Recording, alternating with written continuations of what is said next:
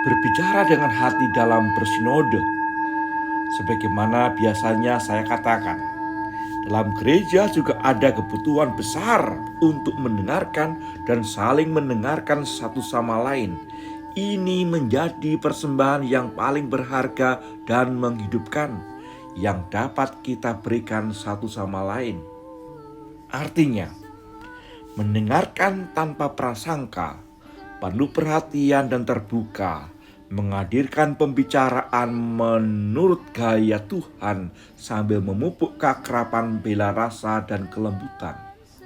Ada sebuah kebutuhan mendesak dalam gereja akan komunikasi yang mengobarkan hati, yang menyembuhkan luka, dan yang menyinari perjalanan saudara-saudara kita ini. Saya memimpikan komunikasi gerejawi yang sungguh memahami bagaimana membiarkan dirinya dibimbing oleh Roh Kudus dengan lembut dan pada saat yang sama juga profetik, serta mengetahui bagaimana menemukan cara dan sarana pewartaan baru yang mengagumkan untuk diwartakan pada milenium ketiga.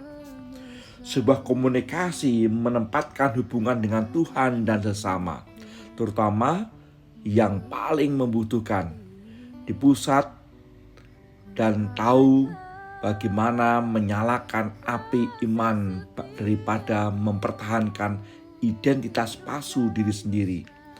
Inilah sebuah bentuk komunikasi yang dibangun atas kerendahan hati dalam mendengarkan dan patersia, bebas dan terbuka menyatakan kebenaran dalam berbicara yang tidak pernah memisahkan kebenaran dari kasih. Membersihkan jiwa-jiwa dengan mempromosikan bahasa damai.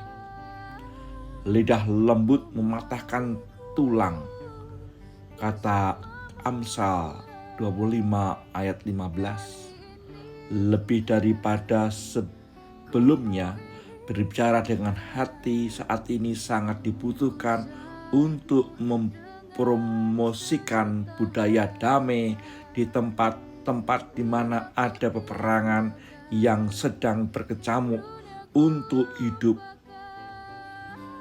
serta untuk membuka jalan yang memungkinkan dialog dan rekonsiliasi di mana kebencian dan permusuhan masih merajalela. Dalam konteks ruwetnya konflik global yang sedang kita alami, sangatlah mendesak untuk memelihara komunikasi yang tidak bermusuhan. Sungguh penting mengatasi kebiasaan mendiskreditkan dan menghina lawan sejak awal, alih-alih membuka dialog yang saling menghormati. Kita membutuhkan komunikator yang siap berdialog, terlibat dalam mempromosikan pelucutan senjata secara total, dan berkomitmen menghentikan ambisi perang yang bersarang di hati kita, sebagaimana pernah diserukan oleh Santo Yohanes yang ke-23 secara profetik dalam ensiklik Pacem in Terris, Damai di Bumi. Perdamaian sejati hanya dapat dibangun dengan saling percaya, artikel 113. Sebuah kepercayaan membutuhkan komunikator yang terbuka, berani dan kreatif, serta siap mengambil risiko untuk menemukan titik perjumpaan. Seperti yang terjadi 60 tahun silam, sekarang kita juga hidup di masa kelam, di mana umat manusia takut akan eskalasi perang yang dapat dihentikan secepat mungkin, terutama juga pada tataran komunikasi. Sungguh mengerikan ketika mendengar betapa mudahnya mengucapkan kata-kata yang menyerukan penghancuran terhadap sesama dan wilayahnya. Kata-kata sayangnya sering merubah menjadi tindakan kekerasan dan keji seperti perang.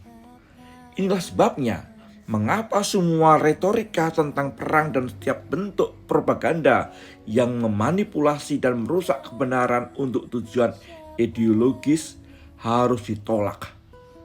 Sebaliknya, setiap bentuk komunikasi yang membantu menciptakan kondisi untuk menyelesaikan perselisihan antar bangsa harus dipromosikan sebagai umat Kristiani. Kita tahu bahwa nasib perdamaian ditentukan oleh pertobatan hati, karena virus perang berasal dari dalam hati manusia. Dari hati itulah keluar perkataan yang benar untuk menghilangkan bayang-bayang dunia yang tertutup dan terpecah. Juga membangun peradaban yang baik dari yang telah kita terima sebelumnya. Setiap orang diminta untuk terlibat dalam upaya ini. Tetapi mereka yang berkarya di bidang komunikasi diharapkan memiliki rasa tanggung jawab yang lebih besar dan menjalankan profesinya sebagai sebuah tugas perutusan.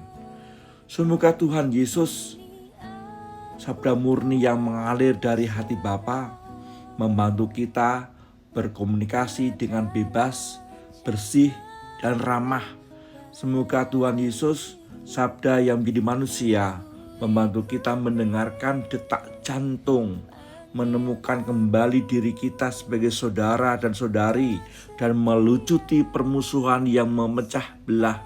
Semoga Tuhan Yesus, sabda kebenaran dan kasih, membantu kita untuk membicarakan kebenaran dalam kasih, supaya kita dapat merasa seperti menjadi penjaga satu sama lain. Basilika Santo Yohanes Lateran, Roma, 24 Januari 23, pada peringatan Santo Fransiskus de Sales, tertanda Fransiskus. Silakan buka ensiklik Deus Caritas S 25 Desember 2005, Surat Apostolik Totum Amoris S 28 Desember 2022, Surat Apostolik Sabaudie Gema pada peringatan 400 tahun kelahiran Santo Fransiskus de Sales, Pujangga Gereja, 29 Januari 1967.